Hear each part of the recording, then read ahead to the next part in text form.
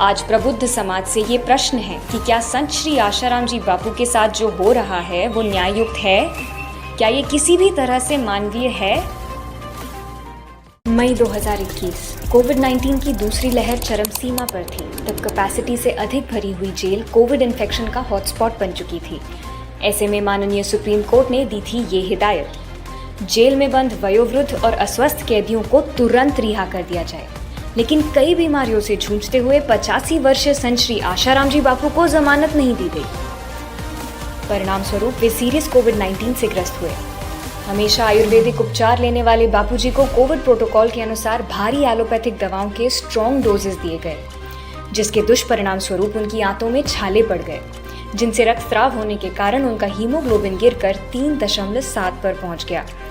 ICU में मरणासन स्थिति से पोस्ट कोविड कॉम्प्लिकेशंस के साथ उठे ही थे कि उन्हें वापस उसी जेल में भेज दिया गया जो कोविड इन्फेक्शन का हॉटस्पॉट बनी हुई थी, पर बेल नहीं दी गई। नवंबर 2023 आशाराम जी बापू को दिल का दौरा पड़ा, पर अंतरिम जमानत नहीं दी गई। दिसंबर 2023 जोधपुर में कड़कड़ाती सर्दी से हृदय की पीड़ा बढ़ी और दूसरा दौरा पड़ा, तब भी जमानत नहीं दी गई। जनवरी 2024 तीसरा हार्ट अटैक, जिसने बापूजी के शरीर को झकझोर कर रख दिया, फिर भी कोई जमानत नहीं। मेडिकल फील्ड के जानकारों के अनुसार ठंड से हार्ट पेशेंट्स में हृदयाघात होने की संभावना बहुत बढ़ जाती है, लेकिन आशाराम जी बापू को ठंड से बचाने की भी कोई व्यवस्था नहीं की गई। इमरजेंसी सिचुएशंस में बेसिक इमरजेंसी केयर मिलने में, जेल डॉक्टर की उपलब्धता से लेकर फॉर्मेलिटीज पूरी करने में, जोधपुर सेंट्रल जेल से सरकारी अस्पताल तक पहुंचने के लिए वाहन प्राप्त करने में, परमिशन मिलने में,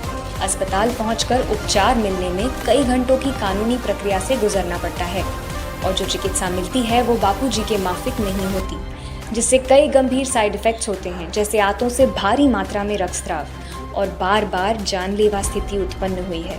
फिर भी कोई राहत नहीं दी गई। मई 2024 48 डिग्री सेल्सियस की झुलसती गर्मी से सीवियर डिहाइड्रेशन होने पर बीपी गिरकर एक बार फिर छाती में तीव्र पीड़ा हुई, और तब भी बेल नहीं मिली। सरकारी अस्पताल में उचित उपचार पाने में एक बड़ी बाधा ये है कि एक विशेष एंडोस्कोपी के बाद बापूजी को बाईपास सर्जरी करवाने की सलाह दी गई है, जो जोधपुर में उपलब्ध नहीं। उसके लिए दिल्ली जाना होगा। जानकारों का कहना है कि 87 वर्ष की आयु में ये इन्वेजिव ट्रीटमेंट खतरनाक हो सकता है।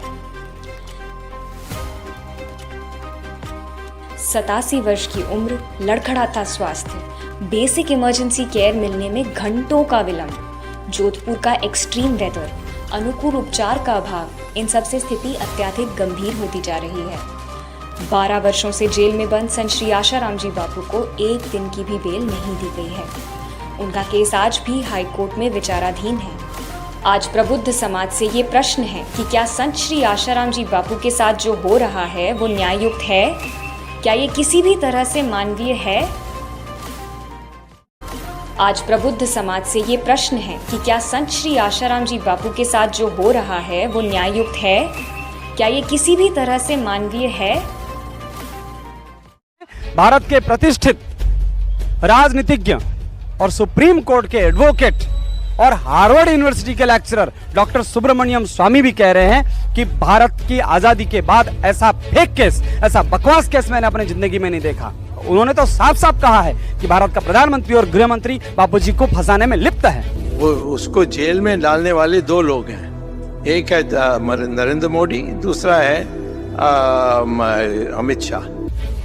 अगर उनको ऐसा लगता है भारत के गृह मंत्री और प्रधानमंत्री को कि सुब्रमण्यम स्वामी ने झूठ बोला है, तो हम चाहते हैं कि वो उनके ऊपर केस करे और उन्हें कोर्ट में घसीटे, और नहीं तो स्वीकार करे 100 करोड़ हिंदू देख रहा है, बापू के करोड़ों शिष्य देख रहे हैं। एक आसाराम जी हैं जिनके अनुयायी अभी भी सोशल मीडिया पे डालते हैं कि उनके साथ गलत हुआ। आसाराम में वो उसको जेल में डालने वाले दो लोग हैं, एक है नरेंद्र मोदी, दूसरा है अमित शाह। आज मैं सब बोलूंगा संत आसाराम को क्यों फंसाया गया। संत आसाराम को किसी ईसाई मिशनरी के बाप की ताकत नहीं थी फंसा देती। यही लोग हैं दरिंदे, यही फंसाने वाले हैं।